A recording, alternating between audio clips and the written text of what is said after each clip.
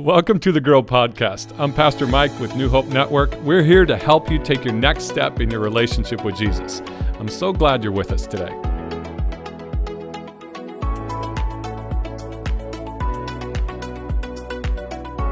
What's up, New Hope family? Welcome to the Grow Podcast. My name is David. Very happy that you've all joined us this week for episode 83. Pastor Mike, 83. It is 83. I was one off in my head. Were you? But You thought it was 80? Well, which way? Did you think 82 I or was thinking 84? it was 84, but it's probably just because I just was writing notes Sure, for 84. for episode 84. Just preview. This one's 83. I'm looking forward to that one. We'll too. also hopefully see you at episode 84. Yeah. But Pastor Mike is with me, as always. Glad that you've joined us here on the Grow Podcast. We're going to jump in. We're kind of piggybacking on where we were last week. And I'll probably nerd out on some more history and bore everybody at promise? home as I ask. Right. Yeah, I Cool. can always promise that. Well, and the weekend message was kind of part one, part two, because we're in the prophets, the time of the kings. So we decided that we didn't get through everything we wanted to get through last week in the podcast, so we got through some more of it this week. You look very cozy in your fuzzy sweatshirt. The day we're recording it here in Williston, it's kind of cold, and it looks like it should be like a Christmas sweater, but it's a hoodie shape. It's a hoodie, yeah. But like the material For those of you, has like a. it's very, very soft, which I like. Is it going to weird everybody out if I reach over Yeah, and feel probably. Well, it's happening. It's happening. Yeah. See, it's very. Yeah, it is. Yeah. I approve. Yeah. I'll allow All it. right. For those of you that aren't watching, that was You better jump on over to on YouTube. the edge of awkward, but and check out the video podcast. Or I guess Apple. It's on. We still have the video on Apple Podcasts, right, Michael? Yeah. So You yeah, can and watch it either way. only if you're on Spotify are you not seeing the video right now, or at least having the option to see the video right now. When you are you a podcast listener? It depends on what I'm doing. Because you definitely And it listen depends to on which podcast. You definitely listen to like intentional podcasts because you and I have just talked about them before. You're like, oh, I listened to this good podcast, but I've never got the vibe that you're like I listen to this podcast every single episode that comes out, and this podcast every single episode that comes out. I don't listen to every single one. I'll watch and see what it's about. Yeah. See if it's worth my time. And then sometimes The Grow podcast is always worth your time. If I'm really honest, I'll wait to see. I've got 2 or 3 people, and I'll wait to see what they think of it before I listen to it. If Their they time's like not it, as valuable as yours. If they I like get it, then I'll do it. Yeah. I actually learned that from a friend, a mentor of mine, who that's what he does. He waits to see if anybody recommends it. If they don't recommend it, and he's like, it's not worth my time. Because you're an audiobook guy as you drive. Whereas I'm a lot. podcaster when I drive. Well, and it depends. When I'm by myself, I listen to podcasts. Okay. When Kylie and I travel together, which we do a lot, it's a lot of audiobooks. Although we've done some more podcasts. There's a few podcasts that we love listening to. My wife likes the murder podcasts. I know she does. I've heard that. And which we like, and I would like real life.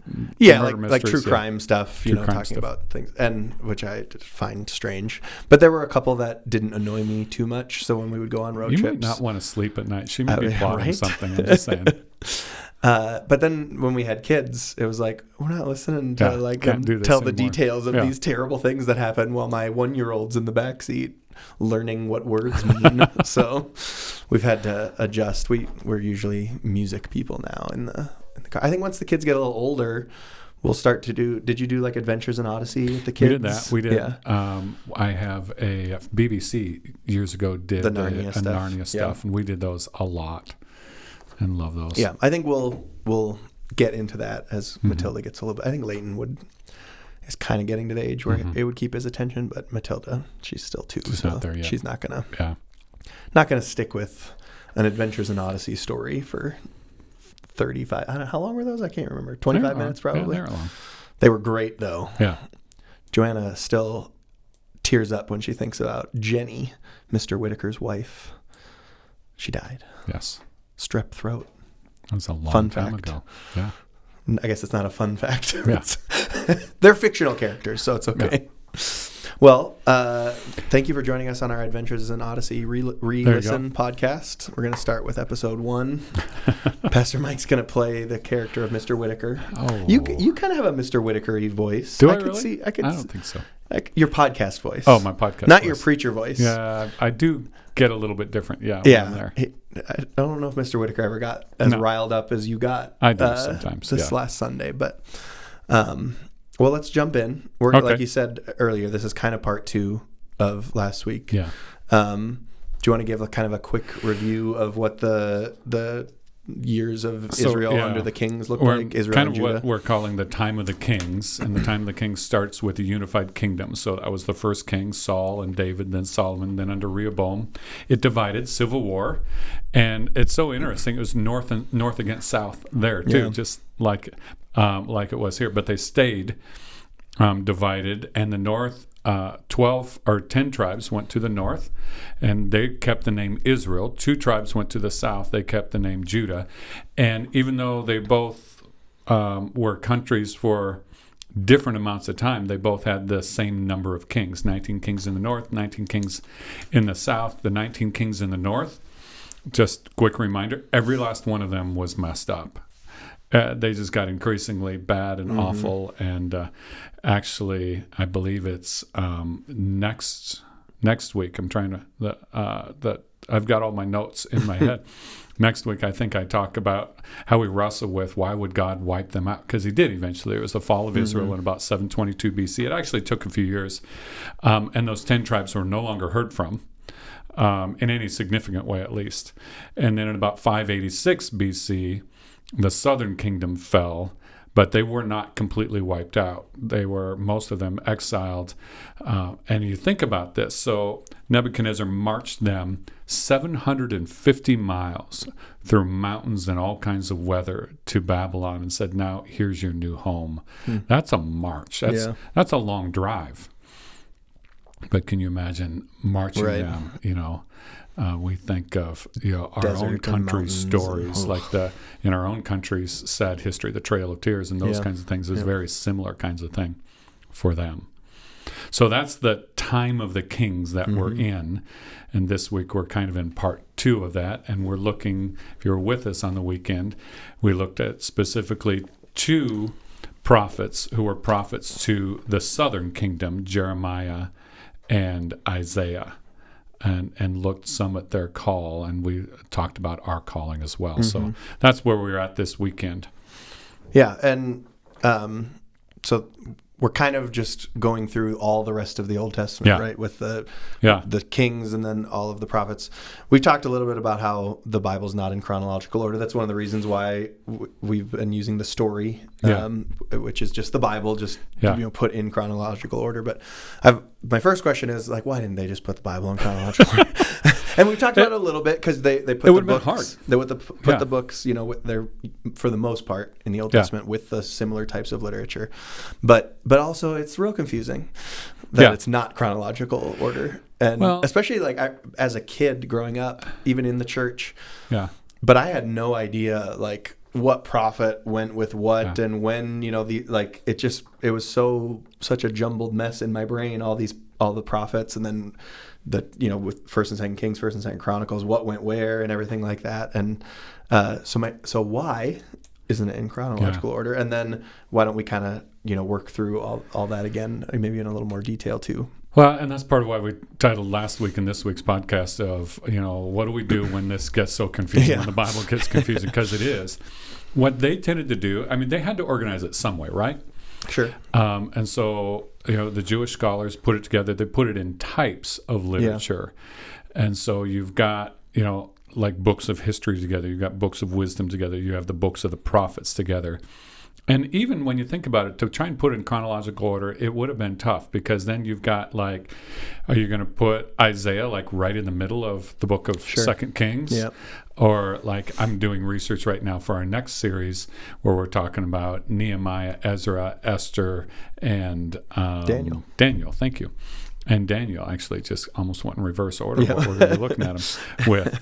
But like, Daniel is kind of in the middle of some of these things, and the events of Esther actually happen almost in the middle of the book of Ezra. When you look, so it's like, how do we put them in order? Let's just group them by type. Sure.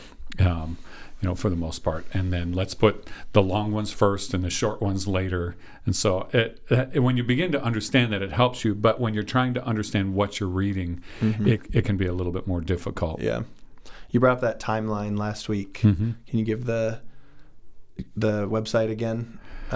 It's timeline.biblehistory. I believe it's .com or .org. But if you look at timeline.biblehistory, you Google it. Yeah, I looked it up. It's one of my favorites. I love it. It's awesome. Yeah, I'd never looked at it before. Yeah, that thing was fantastic. It's a new discovery for me. And it's been helping even some of my research for our teaching for this, just to prompt some of the things and to lock down some things in my head as you walk through with this. That's one of the things we're going to do today is kind of talk about who and when it comes to the prophets and the kings, and who were they, what kingdom were they a prophet to? That was another thing, when I was a kid, and even in college when I was at a Bible college, and I don't think I could have told you which kingdom most of the prophets were, unless I was like looking at it and it said, okay, he went to this king, and then I could go back to, 2 Kings, and which kingdom was this king the king of? And one of the clues, until you get to the time of the exile, then the vocabulary changes a little bit. But one of the clues is to look at, they'll say Judah or Israel. So Israel was northern kingdom, Judah was northern kingdom. Judah was southern kingdom. Or, I'm sorry, Judah was southern kingdom. Yep. Thank you. I knew what I meant, so just go with what I meant. Once you get to the time of the exile, the northern kingdom was gone. Yep. So it just begins to refer to everybody as Israel again, even though it's only basically 2.5 tribes. So it's Judah, Benjamin, and some of Levi still, because Levi was kind of mixed into both a little bit. Because they didn't have... The Levite tribe didn't have any land. They didn't really have any land. They didn't have a specific land because of what their role was. And I was thinking about, I think it was earlier, just when I was going over your notes, like why did the name Israel, why was that the one that stuck when the kingdom of Israel, once they split, was the one that got wiped out and never, those tribes weren't heard from again. Judah is the one that remained and then also got exiled, but then they came back to Judah. And even today, like the nation that was reformed after World War II, and it goes by Israel, not by Judah, and it's that just always fascinates me. Although that is where we get the the name Jew comes from, or the term Jew comes from Judah. Yeah. But all of that just fascinates me as the and it's because they're descendants of. We forget. We think that it's of it as a nation, not a person. But they came from a person, and the 12 tribes came from that person, Israel. And of course, in the South, when they split off, there was, basically they all chose to follow the tribe of Judah because of David. Yeah. And in the North, they're doing their best, saying, "Now we're the real people. You guys are the rebels." So they kept that. Kept the name. What tribe was Saul from again? Benjamin. Isn't that a cool part of the story? Yeah. So you think about that. So the Benjamites stayed with the descendants of David, which is because that's so fascinating. Because you could think if it, pick any of the 10 tribes, and then David's line takes over, and then the civil war happens, and that might be a cause. Well, like no, he wasn't supposed to be king. Like our guy was supposed to be king, but no, Saul's descendants stayed with David's descendants. And again, there's a huge amount of leadership and life lessons in there, because you watch how David treated the descendants of Saul. Yeah, I mean, Jonathan was his best friend, and he grieved when Jonathan died. Mephibosheth. How well he treated them, even when Mephibosheth did some sketchy things, and he just treated them with such honor, despite the way Saul treated him. Yeah. So there was this high amount of loyalty to David's character, and Solomon seemed to continue that as well. Why don't we jump into the books of prophecy, talking about the who and the when. Why don't you give us a few of the... part of again, quick review. So when you look at 1st, 2nd Kings, 1st, 2nd Chronicles, is to remember what books were written when. So the wisdom books were written, most of them during the unified time. So Psalms, Proverbs, and Song of Songs, and Ecclesiastes. You get into the book of prophecies, and it's important to know who and when. Yeah. So during the time... it's timeline.biblehistory.com. I just noticed I put it in my notes. Yeah, I knew it was in there somewhere. So during the reign of the 19 kings in the north, there are some prophets who we have that wrote books. Not all of the prophets wrote books. So like Elijah, Elisha, 2 of the big prophets. Yeah, they didn't write. In fact, one of them, Elijah, God says he's going to be one of the prophets who may come back at the end times. Yeah. Will that be actually him, or will it be like John the Baptist was a type of Elijah? We don't know that. But we definitely have Hosea. that's one of my favorite books of the prophets, and just what a calling. The guy was called to marry a woman, and it was going to be a sad, devastating life, and yet it became an example for all of them. Yeah. Amos and Micah were three of them. Of course, Micah was both the north and the south, but primarily north. Then you have the 19 kings in the south, and the main prophets there, the big two were Isaiah and Jeremiah, who also carried some into the exile. But then you have Micah, who was both. And then you have Joel, Habakkuk, and Zephaniah to some extent. And again, some of those carry over in some of the exilic times. Go ahead. Prophets that went to both, was it just Micah, you said, or was there another one? Mainly Micah. So would he have had issues going back and forth? I mean, because we obviously some of the prophets had issues even when they were in their own. You know, we we read about what happened when Jezebel and Ahab, and they killed so many of the priests, and so I assume being a prophet was a risky business at times when these kings weren't following God. But if you're going back and forth between these two countries that don't get along very well anymore, at times it was worse than others during that span. But do you think he would have had trouble prophesying to both kingdoms just because of the political nature? I'm sure he wasn't liked, and I'm sure they accused him of all kinds of things. We don't know specifics. You got to remember that it wasn't like it was a long guarded border. Sure. Yeah. So I'm sure there were ways for him to go back and forth fairly easily. It was just kind of the major passes or roads that would have been guarded. Yeah. But, I'm sure there was a lot of, are you a spy? Right. Or, who are you? There's some other prophets during that time, but they weren't necessarily prophets to Israel or Judah. So Jonah, and the book of Jonah is part biographical, part prophetic. Jonah was a prophet to Nineveh, to the Assyrians, to the city of Nineveh. Of course, he didn't want to be a prophet, a little bit. To that. And then Nahum was also a prophet, not to Nineveh, but about Nineveh. And his right, and one of the reasons scholars believe he wrote the book was it was taken and read in Nineveh. And then you have Obadiah, who is writing to the Edomites, where who that connects us all the way back to Genesis and all that. And are they going to treat the people that they're related to, the Israelites, well, or are they not going to treat them well? And one of the things about that book that's interesting is just reminding us that even though it feels like God is just focusing on this one group of people, God's purpose was still far bigger. So you have Nineveh, this messed up. We could go into the crimes and the things, what we would call war crimes, but how Assyria treated everybody. The stuff that they would do, we wouldn't even put in some of our modern horror movies that they would do to people. And yet, at least for a time, they seemed the capital city turned to God, at least for a time. And then Edom, a long history of turning back on God, had an opportunity to turn to him.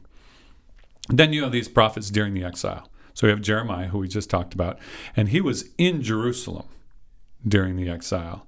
You have Isaiah, who wasn't much in the exile. You have Daniel, who was a prophet, but we also get some biographical stuff. And he was part of the first group, because there was two big groups that were taken out of Jerusalem. Daniel was part of the first group. We're going to look at him probably somewhere between 13 and 16 years old in that first chapter of Daniel, when we get him in there. Ezekiel was a prophet in Babylon, while Jeremiah was back here in Jerusalem. Ezekiel was in Babylon. He was part of the second group. And what's interesting is Jeremiah was much prophet to the lower class, and Ezekiel a little bit to the upper class, the priestly class. And you can see that even in some of the writing. And during all that time, actually just after the beginning of the return from the exile. So after they've been in exile for 70 years, you have a few other of the prophets. So you've got like Haggai, Zechariah, Malachi. I told a horrible joke last week and Sunday morning that fell flat, but I did it both. Malachi is the only Italian prophet, Smalachi. Oh my word. Yeah, it was and awful. it has fallen flat again. Yeah, look at that. It fell flat again. And then during this time, this isn't a prophetic book, and actually much later, somewhere between 50 and 80 years after, like some of the stories of Shadrach, Meshach, and Abednego that are told, is the story of Esther, because it's in a later empire. And so even though her book is somewhere in here, it's actually later than most of these. And then, of course, you have Nehemiah and Ezra during the return. So you look at where these books kind of fall in. It is. So I want to jump in and maybe just talk about each one of the books, kind of what they're about, who they're to. But you said you were talking when you were talking about Jonah, and he's going to the Assyrians, and Obadiah to the Edomites. And it always does fascinate me to see. We don't see as much of it, obviously, because the Bible is the Old Testament is, from the perspective of the Israelites, pretty much. But all these little times where you see God working in these other, even like when the last king of, was it Israel or Judah? Judah, right? When the Egyptians come up and they're just trying to go through to fight somebody else, and out of nowhere he goes out and fights them. And the Egyptian Pharaoh is like, whoa, like, I'm with God. Like, I'm with Yahweh. Like, I'm not here for you. Yeah. And he still goes out and fights him. And then that ends up wiping out, because he was a good king too. What was the last king of, what's the guy's name I was thinking of? I know. I can look it up anyway. And he was a king that followed God. The kings all start running together in your head. I get confused, and I live in it. He was following God, but this Pharaoh comes up and he's like, whoa. But we don't think of an Egyptian Pharaoh was on Yahweh's side at some point, but it happens. And we see read the book of Daniel. Like you said with Nineveh. The book of Daniel, you break the book of Daniel, and we'll look at it in the 5 movements. And at least 2 of the kings, 2 different empires, the Babylonian Empire and then the Medes and the Persians, at least at some point during their life, had the opportunity and did have some level of belief in God. Whether they fully followed through on it or not, we don't completely know the end of the story with them, but we see the point where they were given the opportunity and turned and submitted for a while. It's just always fascinating. Interesting, both under Daniel's influence. So that's how influential this guy was. So why don't you start walking us through? Let's just look at the prophets real quick. So again, major prophets, minor prophets, not more important and less important, just longer books and less books. So typically there's 4 of them they call major prophets because their books are longer. So you have Isaiah, who is to the southern kingdom, and he talks about the consequences of sin, but that fact that God has a plan. And Isaiah has the most familiar and most quoted prophecies about the coming of Jesus. Right. For that. You have Jeremiah, who wrote he either wrote or had someone write for him the book of Jeremiah and Lamentations. And he wrote primarily during the exile in Jerusalem. Leading up to it, he was called the weeping prophet because not a fun job. And we tend to think of God won't call us to do anything that costs us, right? And yet he was called to basically give his entire life to what felt like not doing much. I'm talking to people who will never listen. And that was his job. His job was to warn people who probably wouldn't listen. And yet, in the mercy of God, God still warns and still gives that opportunity. Ezekiel was definitely during the exile, and he gives us the perspective of a priest. So he talks about the temple and how it relates to worship and holiness and a future restoration. And so he compares, and he's connecting Old Testament to what eventually we'll know as New Testament and the coming new kind of temple and a new way of worship. And Daniel is called one of the major prophets because it's a longer book, even though his book is more biographical. And he was definitely during the exile and beyond. I mean, he never did, to our knowledge, leave Babylon. But he served, God had just gifted him. He served king after king after king after king, at least 4 different kings that we know of, if not more. Just personal connection with him. So a few years ago, I had the opportunity. I was in... You're a direct descendant. I was in the British Museum of History, British History Museum, and of course they've got stuff from all their conquerors all over the world. I mean, we've talked a little bit about that before. And I was in a room where they had some of the statues and different artifacts from the time of the Medes and the Persians. And Kylie and I were looking at it, just geeking out because we geek out over this stuff. And I looked at the date, and I looked at Kylie and I said, you realize this would have been from the capital city of Babylon. Here's when it would have been built. The governor who would have overseen the building of this at some level at that time was Daniel. Yeah, so here we are looking at stuff and realize, Daniel wrote this. So there's 12 minor prophets. And, these kind of get confusing because they kind of go north, north, south, south, whatever. So there's Hosea, who is primarily to the north, and he talks about God, how much God loves us even when we reject him. And it's this amazing love story, almost unrequited love story that from Hosea's personal life that God uses as an example. Joel was to the south. Joel compares a natural disaster like a plague of locusts to God's coming judgment. We're going to talk about the fact on weekends here, we're going to talk about the fact that God does judge sin, and we don't like that. But he also looks forward to God pouring out his Spirit. Joel, actually, to connect it, is part of Joel is quoted, Peter quotes him on the day of Pentecost. That this is the day that Joel talked about, the fulfillment of all that happens. Amos was to the north. He talks about how they've turned God into an enemy. Obadiah was to Edom, the descendants of Esau, and Obadiah is more hopeful. He foresees a day when Israel will have justice against their oppressors, but it talks about oppression.